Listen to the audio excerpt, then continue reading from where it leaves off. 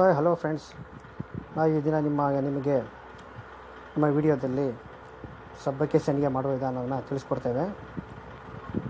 ಈ ಸಬ್ಬಕ್ಕಿ ಸಂಡಿಗೆ ಈ ಬೇಸಿಗೆಗಾಲದಲ್ಲಿ ಮಾಡಿದ್ರೆ ತುಂಬ ಉತ್ತಮ. ಯಾಕೆಂದರೆ ಬಿಸಿಲು ಜಾಸ್ತಿ ಇರುತ್ತೆ, ಬೇಗ ಒಣಗುತ್ತೆ.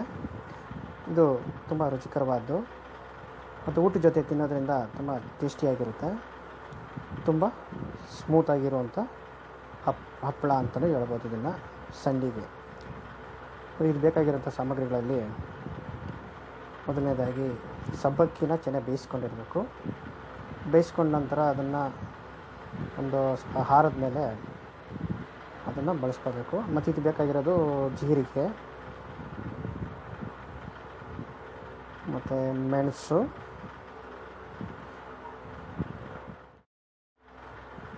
ಮತ್ತು ಬಿಳಿ ಎಳ್ಳು ಮತ್ತು ಇದು ಬ್ಯಾಡಿಗೆ ಮೆಣಸಿನಕಾಯಿ,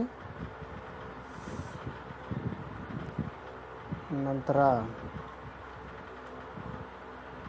ಇದು ತಪ್ಪಲೆಗೆ ಹಾಕ್ಕೊಂಡಿದ್ದೀವಿ ಬೇಯಿಸ್ಕೊಳ್ಳೋದಕ್ಕೆ. ರುಬ್ಕೋಬೇಕು ಈ ಬ್ಯಾಡಿಗೆ ಮೆಣಸಿನಕಾಯಿನ. ರುಬ್ಬಿದ ನಂತರ ಮತ್ತು ಮೆಣಸನ್ನು ರುಬ್ಕೋಬೇಕು, ಇದು ಮಿಕ್ಸಿಲಿ ಪುಡಿ ಮಾಡ್ಕೋಬೇಕು. ಮತ್ತು ಇದಕ್ಕೆ ಸ್ವಲ್ಪ ಇದು ಅವಲಕ್ಕಿ, ಇದು ನಂತರ ಅವಲಕ್ಕಿನ ಸ್ವಲ್ಪ ಮಿಕ್ಸಿಯಲ್ಲಿ ರುಬ್ಕೋಬೇಕು. ರುಬ್ಬಿಕೊಂಡ್ಮೇಲೆ ಮತ್ತು ಇದನ್ನು ನೋಡಿ, ಇದು ತಪ್ಪೆಗೆ ಹಾಕಿ ಒಲೆ ಮೇಲೆ ಇಟ್ಟಿದ್ದೇವೆ. ಚೆನ್ನಾಗಿ ಆಡಿಸ್ಕೋಬೇಕು ಮತ್ತು ಬೇಯಿಸ್ಕೋಬೇಕು. ಕಾರಣ ಏನಪ್ಪ ಅಂದರೆ ಅದು ತಳ ಕಚ್ಚುತ್ತೆ, ಅಂಟಿರೋದ್ರಿಂದ ತಳ ಕಚ್ಚುತ್ತೆ, ಆಡಿಸ್ತಾ ಇರಬೇಕು.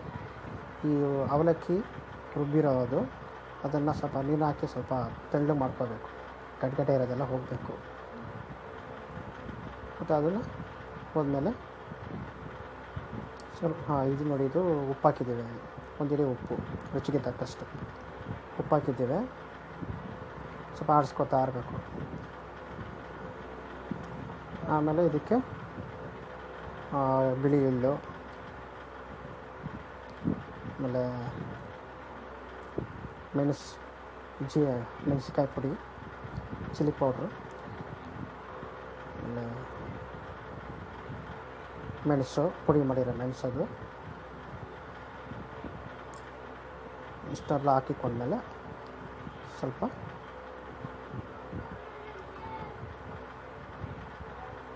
ತಿರುಗಿಸ್ಕೊಂಡು ಅದು ತಳ ಕಚ್ತಿರಾಗಿ ತಿರುಗಿಸ್ತಾ ಇರಬೇಕು. ಮತ್ತು ಇನ್ನೂ ಸ್ವಲ್ಪ ಜೀರಿಗೆ ಹಾಕಿ, ಇಷ್ಟು ಬೇಕಾದಷ್ಟು ಹಾಕ್ಕೋಬೋದು. ನೀವು ನಿಮಗೆ ರುಚಿಗೆ ಬರಬೇಕು, ಜಾಸ್ತಿ ಕಮ್ಮಾಗಿರಬೇಕು ಹಾಕ್ಕೋಬೋದು.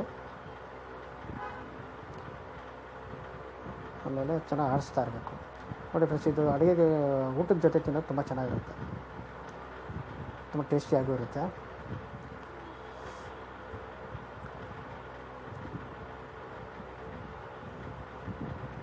ತಳ ಕಚ್ಚದೇ ಇರಲಿ ಅಂತ ಅದನ್ನು ಸ್ವಲ್ಪ ಆಡಿಸ್ತಾ ಇದ್ದಾರೆ.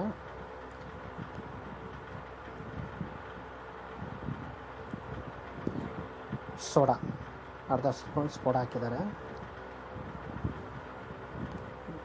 ಚೆನ್ನಾಗಿ ಅದು ಇನ್ನೂ ಕುಲುಮಬೇಕು,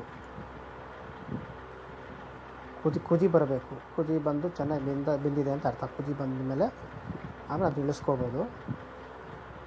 ಕುದಿ ಬಂದಮೇಲೆ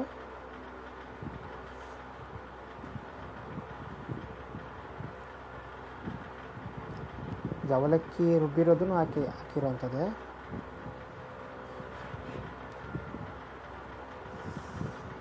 ಕುಲುಮ್ ಬರ್ತಾಯಿದೆ ನೋಡಿ. ಈ ಕುಲುಮ್ ಬಂದಮೇಲೆ, ಕುದಿ ಬಂದಮೇಲೆ ಇದನ್ನು ಚೆನ್ನಾಗಿ ಆಡಿಸಿ ನಂತರ ಕೆಳಗಿಳಿಸ್ಬಿಟ್ಟು ಸ್ವಲ್ಪ ಆರಿದ ಮೇಲೆ ಈ ರೀತಿ ಒಂದು ಕವರ್ ಮೇಲೆ ಹಾಕ್ಕೋಬೇಕು. ಕವರ್ ಮೇಲೆ ಹಾಕ್ಕೊಂಡು ಬಿಸಿಲಲ್ಲಿ ಇಟ್ಟರೆ 1 ಅವರಲ್ಲಿ ಅದು ಸ್ವಲ್ಪ ಒಣಗುತ್ತೆ.